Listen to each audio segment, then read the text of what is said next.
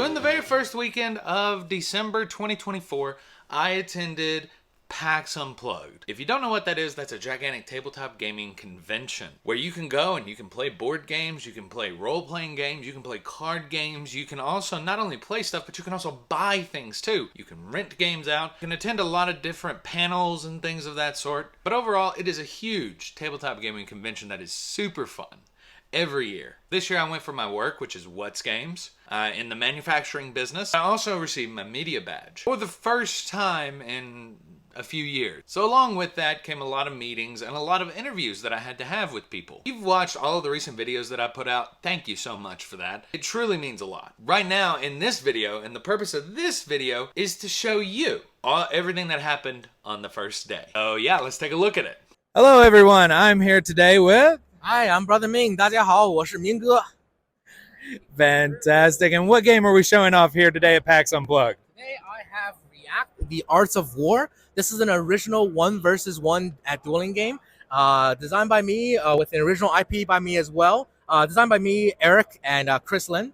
Illustrated by my good friend Ian Olympia and Pat Rowland. It is a 1-2-1 anime dueling game where you and your opponent each pick a different fighter that is a different type of artist. So here we have our main character, the calligrapher. She fights with a giant katana whose sheath is also an ink brush. So she can ink her opponents, and anything she writes turns into spells. So it's a highly asymmetric game where every character fights with different powers inspired by the art styles. We have characters that are dancers, calligrapher, painters, graffiti taggers, and highly asymmetric. Some characters use dice, other characters use action mode programming. Most characters play with a deck of cards inspired with Yu-Gi-Oh gameplay, hence why it's called React, The Arts of War. We have built out a reaction chain that is effectively the Yu-Gi-Oh or Magic stack that we visualize on the board, with a twist where whenever you put a card on a stack, you can also take the chain token to target a zone. So think of Yu-Gi-Oh meets Summoner Wars. So was it inspired by all of these TCGs coming together? What was the inspiration behind this? That's the big question. Oh yeah, I am a huge Yu-Gi-Oh head. So is the other co-designers, Chris Lin, the original designer. When I met him, he was playing competitive Yu-Gi-Oh every weekend. Pre-built deck. That deck usually only has 4 different cards in it, and the character will have an additional 5 to 8 different effects and cards. So the effects that you have to play with for each character is very, very limited, but the interactions become way more complicated and interesting because it's on a grid. So that 2D space and the fact that you can target zones makes this game way more replayable while easier to get into compared to TCGs like Yu-Gi-Oh! Magic. Absolutely. That sounds wonderful. So is it already published? Is it already out? Everything? And so tell me, what is the goal here at PAX U? What are we doing showing off this game and other games that you have? Yeah, so we are here at PAX U debuting this game for the first time ever. It was funded on Kickstarter 2 years ago, and it is now available for purchase online and at PAX U, of course. Base game comes with 8 characters, all the gameplay components, and if you want to upgrade to the deluxe edition, it's only $40 more, and that adds these acrylic standees, very pretty, and 2 rubber playmats. So the $40 upgrade is purely deluxeification. You don't need it for gameplay. So we're here at PAX U. We are showing off Brother Ming Games React, Acts of War. So anyways, good luck. Have a good rest of your PAX U. Thank you so much for your time.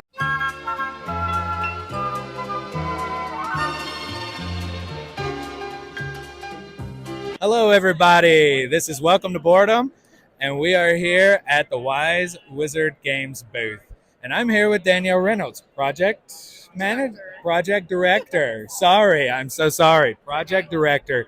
And so tell me, what are you showing off here? Yeah, so we have Pack the Essentials. It's our game coming out in January, where you are packing your friendly felines into suitcases along with some clothing to go on vacation. So ideally, what you'd like to do is use some of these pack rats to flip over some of these little socks or clothing items over into the cat side to get 5 points, as well as trying to collect similar colors and group them together to be really organized while checking off a few to-do list items on your way out of the door. You have 12 rounds to try to score the most points as possible, but it's a very cute game. It's designed by a actually first-time female designer, Jacqueline, and I did the development work on it.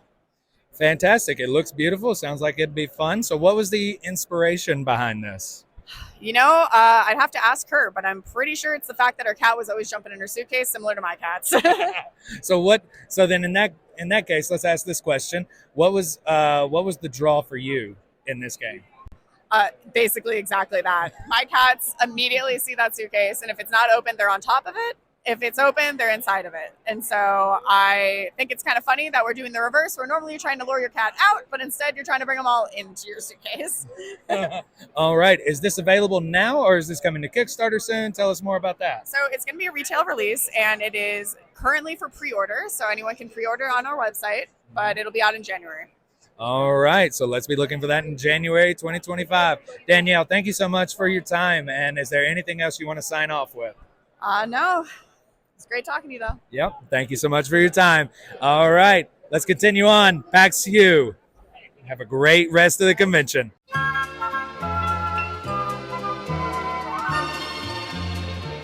Hello, everyone. This is Welcome to Boredom, and I am here with Rob at the Wise Wizard Games booth. Rob, tell me a little bit about what we got here and what we're showing off. So this is our newest Star Realms set. This is Star Realms Rise of Empire.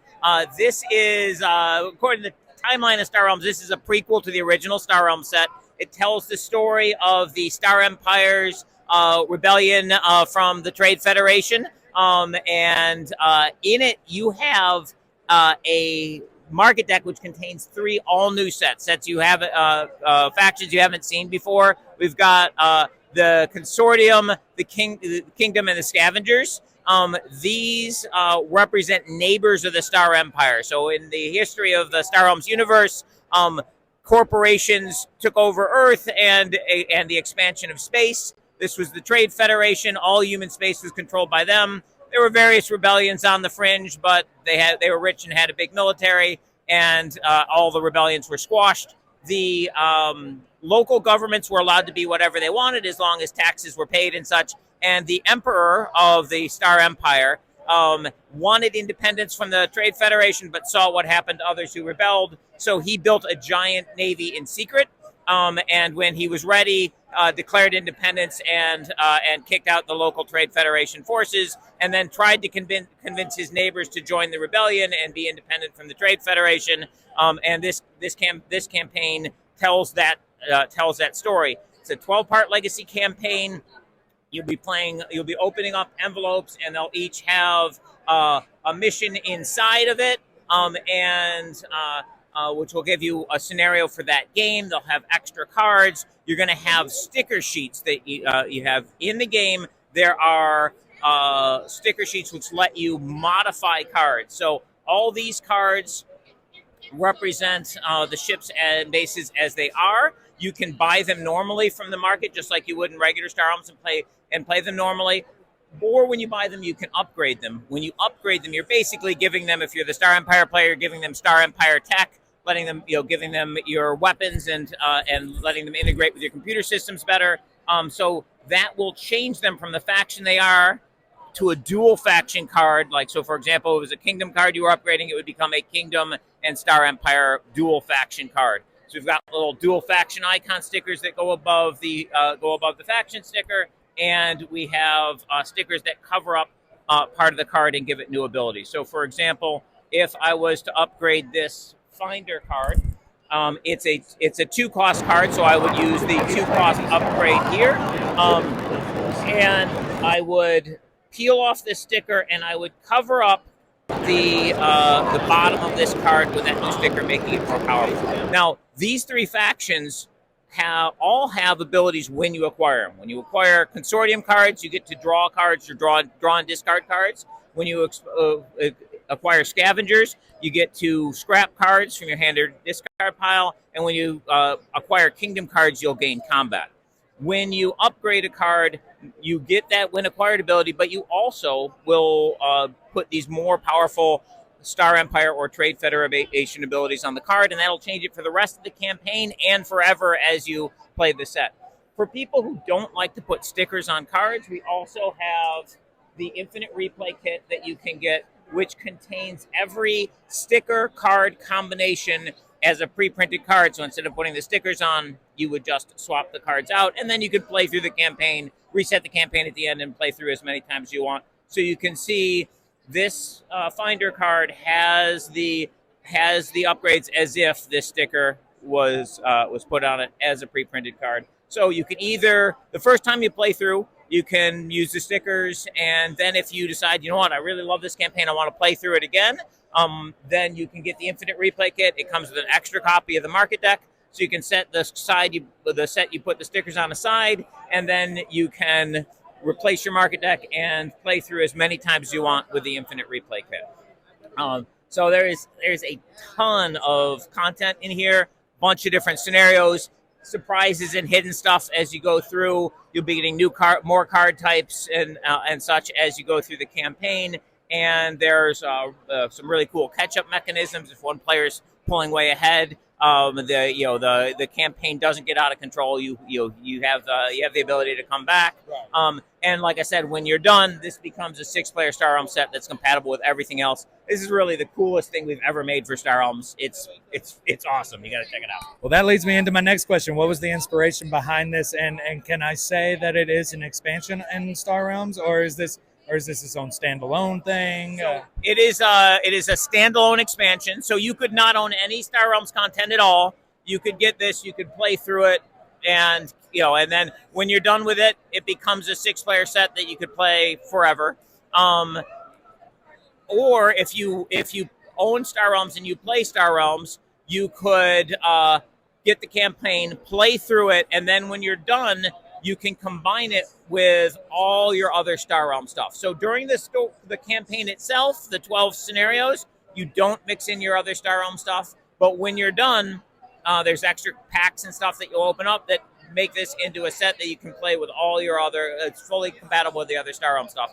And and also the Infinite Replay Kit, if you pick that up, let's say you wanted to keep your campaign set pristine, but you wanted to use the Rise of Empire cards mix them with your other Star Realm stuff, you could pick up the Infinite Replay Kit and use the market deck in there to mix with your other Star Realm stuff. These new factions are really fun to combine with the existing Star Realm stuff because they have these abilities when you acquire them. So, for example, you could choose to just mix your Kingdom cards in with your Star Realm set, and then you've got this additional faction out there that when you buy the cards from it, you gain combat right away. So they make really fun promo cards to mix in with your Star Realm stuff, or you can mix the entire set in and compatible to play with anything across the Star Realms universe. All right, fantastic. So last 2 questions I got for you. What was the inspiration behind this? We love Star Realms. We've been working on it for many, many years. It's our most popular game in our company. So we've been doing a lot of delving into the Star Realms universe. So there's the 4 different factions. Each has a backstory to them, but it's not something we've really published a lot of information about. So we found the story of the interaction between the Star Empire and the Trade Federation was pretty cool. So we wanted to tell that story a little more, and then we got the idea of telling that story through a legacy campaign, and it ran off from there. All right, final question. Where can we find this outside of PAX Unplugged? Is it coming to Kickstarter? Is it already in retail? Where are we at with this? So the game is done. Kickstarter backers are in the U.S. It's been shipped out to all the Kickstarter backers and will be in stores early in January. So it's basically it's in our warehouses on its way to stores for those who didn't back the Kickstarter, and Kickstarter backers. It's been shipped out to them. All right, and that is Star Realms: Rise of the Empire. Rob, thank you so much for your time. Thank you. As well. This is at Wise Wizard Games. You heard it. Early January. This is where you can find the game in stores. All right, this is Drew. This has been Welcome to Boredom. Let's have a good rest of our PAX U. All right, hello everyone. Welcome to Boredom. Back here, we are here at the Change My Mind booth.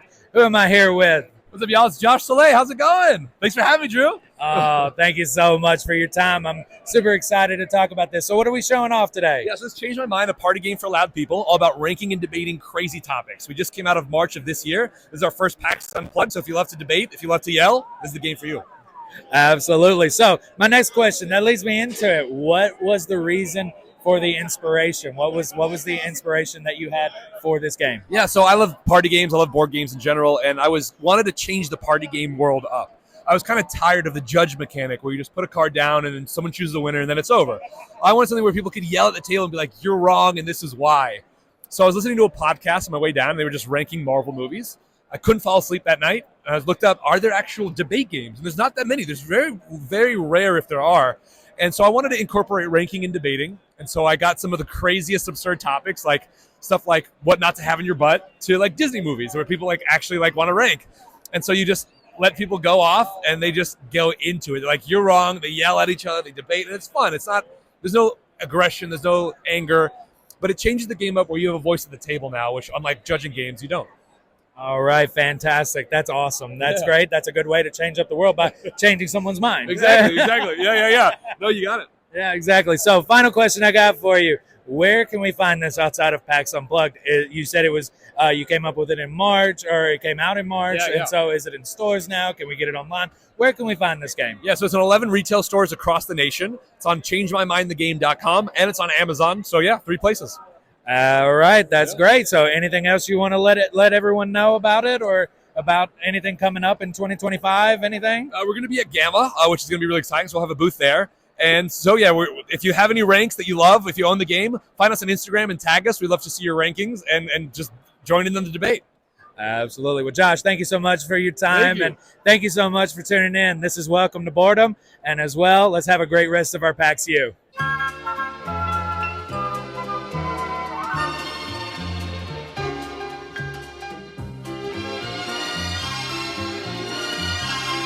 Hello, everybody. This is Welcome to Boredom. I'm here at PAX Unplugged, here at the Terrible Games booth. Who do I have the privilege of being here with today? Hey, my name's John DeCampos. I'm like the boots on the ground dude with Terrible Games, and I do a lot of our artwork, but yeah, that's my deal. Oh, all right, John. Thank you so much for taking time to talk to us. I got to ask, what are we showing off here at PAX Unplugged? Yeah, so we have the 3rd edition reprint of our original RPG, Repugnant, which is a RPG in the compost apocalypse with a lot of gross-out humor. It's really juvenile and silly. We have our flagship title, Token Terror's Battlegrounds, a 1-versus-1 skirmish game. Our horror survival co-op until it's not game Black Mold, where your turn lasts as long as you can hold your breath. And our newest card battle game, Valka, which is a solo lone quest campaign adventure, as well as a slap-in-the-mouth, chaotic card clasher for multiplayers of 2 to 5. All right. So, and you said Valka is the most recent one, correct? Yeah, that's right. All right. What was the inspiration behind that? Actually, Valka came around because I was cruising Instagram and I was immediately struck by the creator's artwork and just reached out to him and was like, "I don't know what your plans are, but self-publishing can be really hard. I'd love to, talk to you about producing your game." And over about 2.5 years, we developed the solo mode, and I added a couple of new mechanisms to refine the gameplay. But I wanted to just help a visionary artist bring their idea of a tabletop game to life and have it be successful, and that's totally what happened. Fantastic. All right. And how is the show going so far for you? Pretty good. Yeah. PAX is, I think anybody who sells at this convention would agree, it's great because that the people who are coming here are like dyed-in-the-wool hobbyists or people who are very interested in becoming a more serious board gamer. But the saturation of products and selection is so huge that really like standing out can be kind of challenging. Yeah. So, we're hedging our bets by trying to, put our artistic visionary sort of foot forward with all of our signage and our designs, and hopefully it hashes out by the end of the weekend. Fantastic. Now, I do have an interest in this, and I do have to ask you this question. Which one of these games do you think you've played the most of? Oh, that's easy. That's Token Terror's Battlegrounds. All right. Yeah. All right. And so anything coming up? Here's the final question I got for you. Anything coming up in 2025 that we can expect from Terrible Games? Yeah, absolutely. So we have Token Terror Season 2, Terror Rising, which is going to provide 7 new factions you can seamlessly roll into the Season 1 roster. And then coming off the heels of that, we want to just do a Season 3 release and just kind of be in Token Terror's world for 2025. Other than that, we might do a reprint of Black Mold. And we're currently working with a couple independent designers who are trying to see if we would be interested in publishing their stuff. Fantastic. So big things coming in 2025 for Terrible Games. Very excited for that. Thank y'all very much. John, thank you so much for your time. I appreciate it. And thank y'all for watching. This is Welcome to Boredom here at Terrible Games booth at PAX Unplugged. Thank y'all so much. Let's enjoy. Have a good rest of your PAX.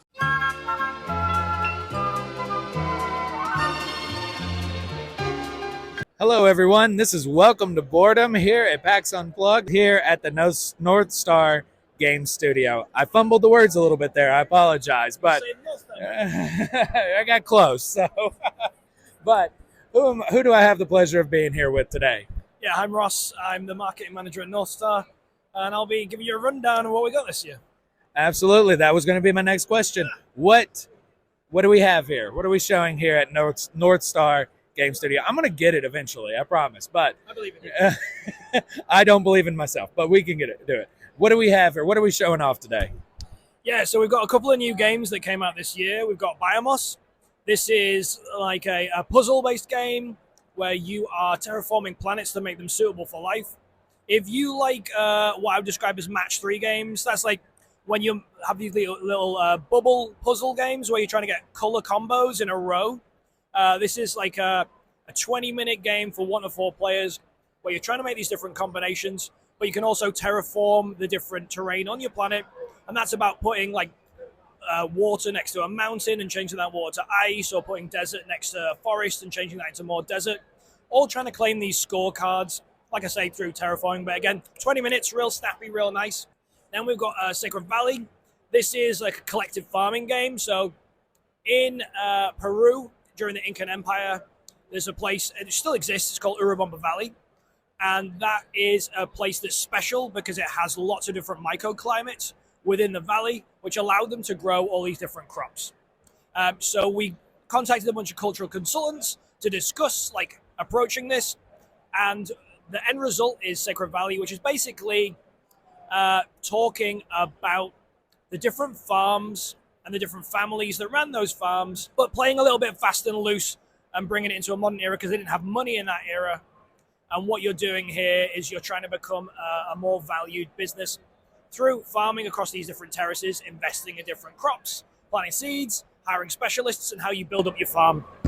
And that's that one there. That's about 60 minutes, 3 to 5 players. And then we've got Nature, which was a big Kickstarter launch for us this year. It did 850,000, nearly 1 million, but not quite. And this is 1 to 4 players or 1 to 6 players if you have the 5-6 player expansion. And this is a game about adapting species in a shared ecosystem. The goal of the game really is to grow your population, eat as much food as you can, and thrive. And the way it's going to work is each round you're going to get a new species, you're going to have a hand of cards, and you'll be playing those cards onto the species either as traits or increasing their body size or growing their population. And you're trying to keep all of that alive in this shared ecosystem where there's a watering hole which always has the same amount of food put into it. So as new species get added to it, there's more mouths to feed. So how do you keep them alive and keep them going within that? You can go predator and you can hunt the other species in it as well. And this is also what we call a modular game system, which means there's lots of different modules that you can add to the game. 1 to 5 different modules, which each change the game in dramatic different ways. And you can combine any of those together. So in this box, there's 5 modules and there's 24 different ways to play. So lots of variety, and that'll be hitting retail next year. Late pledges are open at the minute if you like Kickstarters. Well, that was going to be my very next question, where we could find any of these. Are out to retail or are they on their way? And so glad we got to know about Nature, about that coming very soon as well. It was finished on Kickstarter. What about Secret Valley and Biomes? What about that? Yeah, so both of these games are available in retail right now. So whether that's your friendly local gaming store, Amazon, or another online store that you prefer to shop at, these ones are in retail. This one, like I say, late pledges will be hitting retail next year at Gen Con. All right. Well, thank you so much for your time, Ross. And as well, this is Welcome to Boredom. We're going to enjoy the rest of our PAX U, and I hope you have a great rest of your PAX, Ross. Thank you very much. Thanks.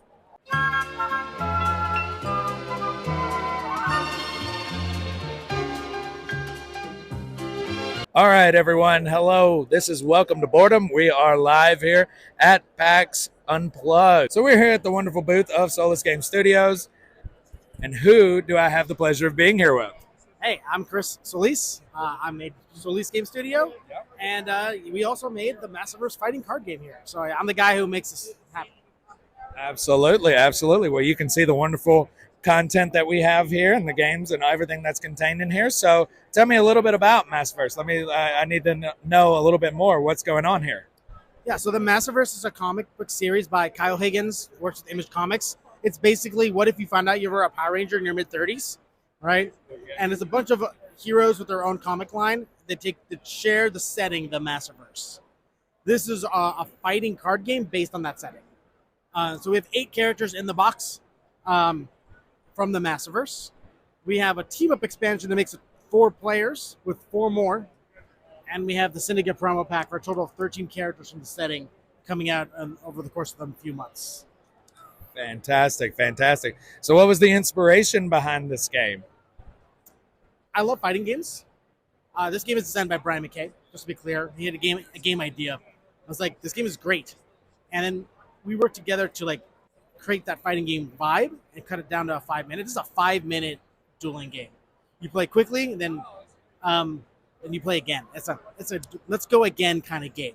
And that's the same energy you get from fighting games, right? So we put that vibe into this game, and you can experience it. It has the special execute mechanic. There's a way you can lose the game instantly, regardless of your health total. And the whole game is about dancing around that, trying to trap your opponent and block them from doing it. Fantastic, fantastic. All right, one final question that I have for you. Tell me a little bit more about this game. Where can we find it outside of PAX Unplugged? It comes out in about 2 weeks, and it's available through tabletop distribution. So if you ask your game store, they can get it. It's also available through Lunar distribution, which means you can ask your comic book store, and they can get it. So you should ask him. Massiverse is awesome. So. All right. Well, thank you so much for your time. We're going to keep on here at PAX U, but this is Welcome to Boredom here at Solis Game Studio. Thank you so much for your time, Chris. Thank you. Hello, everyone. This is Welcome to Boredom. We are here at PAX Unplugged. I'm here with Rock Manor Games, and who do I have the pleasure of being here with? My name is Mike Kinnaid. I'm the founder and head honcho at Rock Manor Games, I guess. Well, Mike, thank you so much for your time to talk about this. So what do we have here at the show? What are we looking at, and what are you showing off? So I personally am demoing an upcoming game we're working on called Disco Heist Laundry. It is a 1980s heist movie, effectively, where you play different asymmetrical criminals. You play cards down into like a montage tableau and move around the city, trying to set up different heists and casing the joints. And then laundering, of course, that money to have the highest score and the biggest hoard of cash at the end of the game. So you kind of gave behind the scenes of what the theme was. Was it a lot of that inspiration from a lot of stuff you just mentioned where that game came into design, or how did this game come about? Sure, yeah. It started just with some basic mechanic ideas that we had, like some of the movement from the city. We were thinking about like a superhero type game. And like the movement of how you move around the city was basically taken from that prototype, which is a game we're not even like actively working on anymore.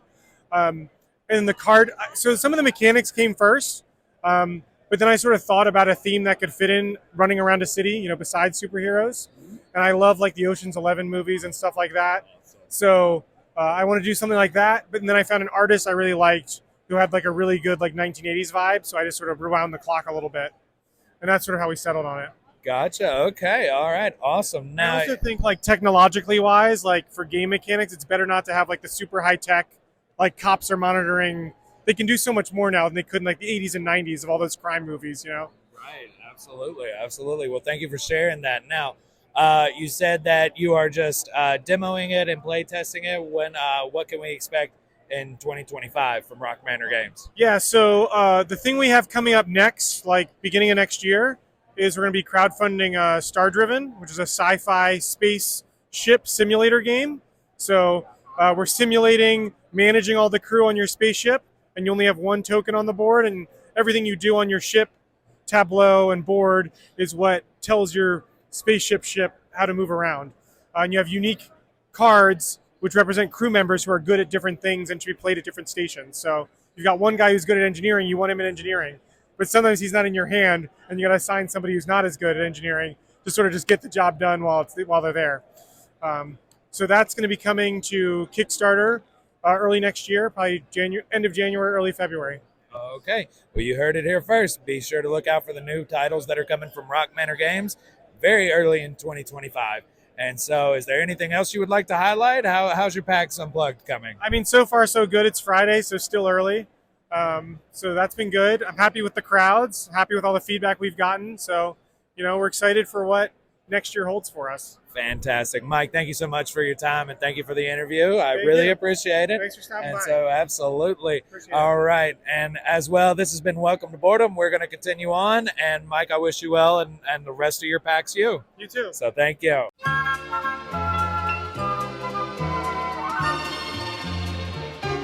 Hello, everybody. This is Welcome to Boredom. I'm here at PAX Unplugged. We are here at Rabble Games, and they have a plethora of games that are here, but what are we specifically looking at today? But before we get into that, who do I have the pleasure of being here with?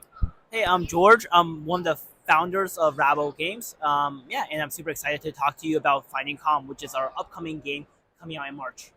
Absolutely. Well, very excited for that. So let me ask this question. Talking about Finding Calm, what is it? Yeah, so basically Finding Calm is a new upcoming game. It's like a solo/cooperative game. So it's designed to be super quick to play. And we also work with a licensed therapist to design the game. So it's also meant to help improve your mental health, reduce stress, manage your anxiety, and really basically help you grow as a person. Fantastic. That sounds excellent. Excellent. So what are the components made out of here? Yeah, so basically the game is basically a deck of like tarot sized or oracle inspired cards, and we also have a booklet which is like a guide booklet for the game. So the general idea of the game is that you are going to lay out a tableau of cards, and at the end of the game, whichever card you are left with, you have actually like a fortune or kind of like a reading for you that's tied to mental health and kind of gives you an intention for the day. All right. Thank you so much for explaining that, George. Let me ask you next question. Going on to that, what inspired this game? So something about us is that we love making games that are not only really fun to play but also have a purpose. We're big believers of like how play can make us better as human beings. So we had the idea of like, oh, what if there's a game that we know people play games to relax that's like more intentionally designed to like help you manage stress and anxiety, right? So we had that idea. We ran into Sylvie, who we partnered with to make the game. She's a therapist at PAX East at the beginning of last year. We're like, oh, this could be a really cool opportunity to make something really different in the space.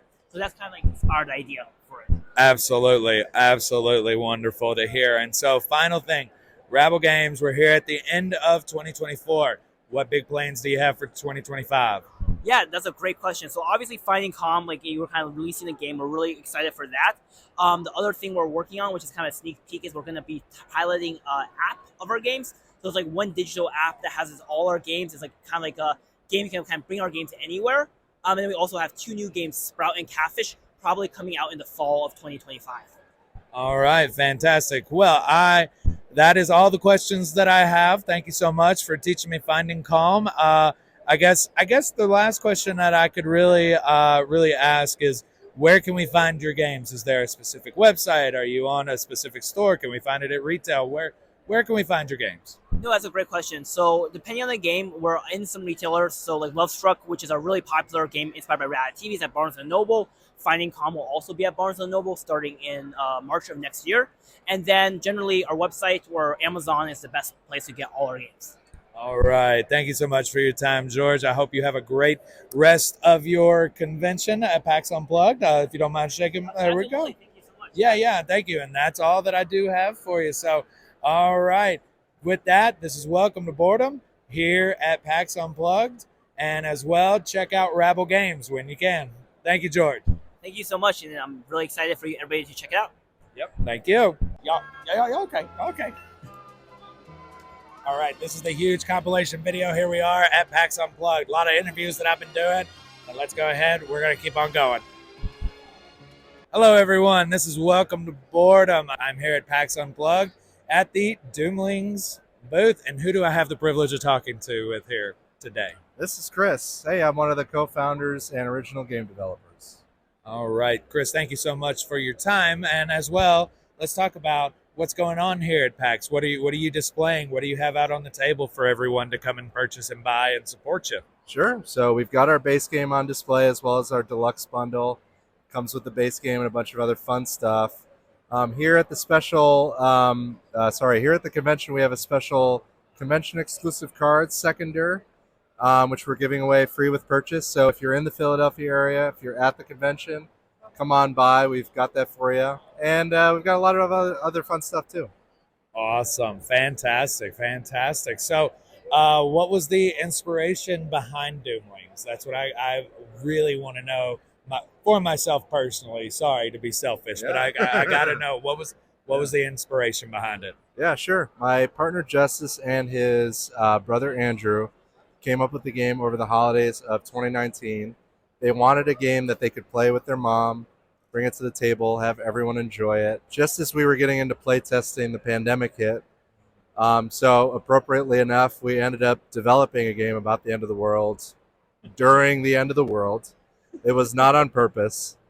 It just so happened to happen that way. And we really just wanted to come out with a game that, didn't take itself too seriously.